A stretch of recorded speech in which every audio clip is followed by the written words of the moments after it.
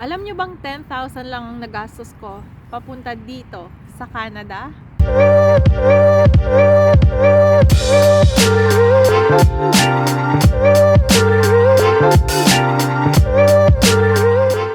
Hello guys! Michelle here.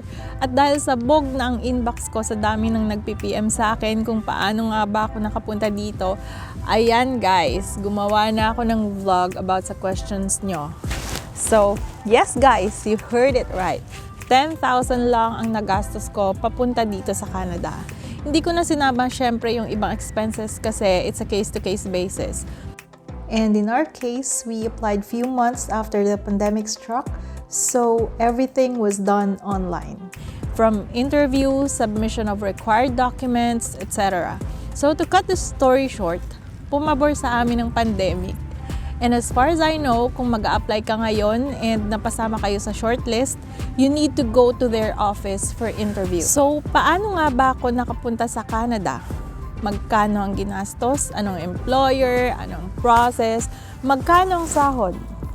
Hindi nakasama yon. You're probably watching this video because like I was before, you have plans to go abroad for a better quality of life because maybe you're a breadwinner or kagaya kong ambisyosa and one who doesn't settle for less. Or maybe this was your long time dream but you don't know where and how to start, right? And maybe you can't start because it will cost you tons of money. Well, if that's the case, you're on the right place because in this video, I'm going to share with you how I was able to go here in Canada without spending much. And just like you, I can totally relate with that because I don't have much money to process for immigration like student visa, etc. I'm always wondering before why a lot of people out there goes abroad in just a snap. Right? So sabi ko, but parang ang dali for them to go abroad. And as for me, I struggled a lot, really. I attended seminars for student visas for Canada, New Zealand, and Australia. Even seminars nga how to migrate or work in those countries. Only to find out that I would still have to pay even millions of pesos just to have that visa. Until I discovered a way to fly to Canada without spending too much money. So, let's begin. I was referred by a former colleague back in the Philippines to his employer. The employer forwarded my resume to the agency here in Canada, and then the agency here in Canada forwarded my resume to the agency in the Philippines. So I went through the process, initial interview locally to test my communication skills in English kasi nga Canada ang pupuntahan ko. Then after a week, in-schedule na ako na agency for final interview with my employer via Skype. But before that, sinabihan na kami na dapat nga daw pupunta yung employers dito to interview applicants on July. So, excited na kami niyan pagpasok ng July. Pero dahil nga pandemic, through Skype na lang ginawa ang interview. So, syempre, kailangan naka-formal attire ka. You know what guys, it was the longest 20 minutes of my life. Nanlalamig ako na pinpapawisan. And also guys, normally, magta-take kayo ng exam and you need to pass that exam and then that's the only time you will be able to go to the next step, which is final interview with the employer. Before daw, yung final interview ginagawa to sa IPAMS office. But since we applied during the pandemic, hindi na kami nag-exam, diretso na kami sa final interview with the employer via Skype. And since ngayon, balik na sa normal yung process, pag nag-apply kayo ngayon, you need to go to IPAMS office to take the exam and then interview with the employer. So, July 26, the employer confirmed that I was hired. Then came August, an agency sent me the contract and other documents that are required for LMIA application. This process is done by Canadian employers so they can hire foreigners like Pinoys. And then after 2 months, I made an appointment with IOM for a medical exam. By the way, may 2 accredited clinics ang IRCC sa Manila, yung IOM at St. Luke's. Pinili ko ang IOM kasi based on the vlogs that I've watched, mas mura daw sa IOM. It cost me 10,000 for that. That's the only amount I spent for this entire process. The rest is shouldered by the Canadian employer. O, diba? Bongga. So, ano-ano yung mga shoulder nila? Like visa, LMIA application, the biometrics, and even the plane ticket. And pagdating dito sa Canada, meron kaming accommodation, libre lahat. So yon, shoulder nila yon. So dun sa accommodation, dito sa Canada, dun kami nagsistay temporarily while fixing some documents here. So after ng medical, the waiting game started. Medyo pinanghinaan kami ng loob kasi nga yung ibang nirefer namin, after 6 months lang, dumating na yung LMIA nila. And our LMIA arrived after 8 months. So pagdating ng LMIA, naka-receive kami ng email from our French teacher. Dahil nga Quebec ang pupuntahan namin at French ang language nila dito, required kaming mag-attend ng French class and we need to complete 60 hours. Then after that, for visa application na. So there, may mga documents that need to be notarized and hindi ko na sinama yan sa 10,000 kasi nga magkakaiba tayo ng cost dyan. And pinasend na rin na agency ang original copies ng mga documents na sinend namin through online. And then, 2 days after nag-file ng visa, we received a letter from IRCC na for biometrics na nga daw kami. And so, we did our biometrics in VFS Makati, then waiting game ulit. And sinabihan kami ng project officer namin to monitor our GCK account from time to time to check the progress of our visa application.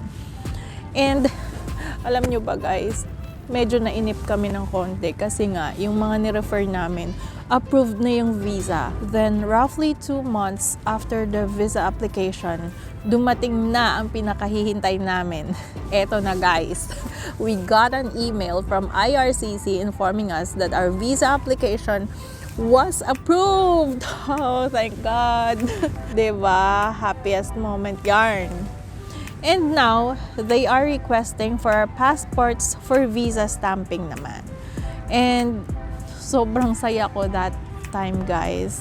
Kasi, diba, ang tagal naming naghintay. So, 2 days after, in-schedule na rin kami ng agency for PEOS.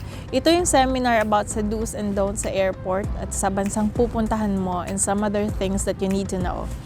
So, few days after that, nag-resign na rin kami from our work para maasikaso namin yung ibang papers namin, mabili yung mga dadali namin sa Canada, and other things. And days before we left, in-apply din kami ng agency namin ng international driver's license para makapag-drive kami dito sa Canada for 12 months. And guys, sagot din ni employer ang cost ng IDL. And then after that, in-email na ni agency ang flight details namin. Tapos pinapunta na kami sa office nila to get the documents that we submitted. And nagkaroon na rin kami ng orientation along with other applicants. Then our most awaited day came at nakaalis na nga kami papunta dito sa Quebec, Canada. This pathway is called temporary foreign worker. It worked for others who are in steel detailing industry, food industry like McDonald's, Tim Hortons, etc. Actually, may mga kasabay kami sa plane na na-hire as managers ng McDonald's, mga welders, machinists, foundry workers, mga carpenters. And the agency that I am talking about is IPAMS. Eto guys, eto yung IPAMS. Ilalagay ko dyan. And if you have a dream to go to Canada without spending millions, go ahead and apply.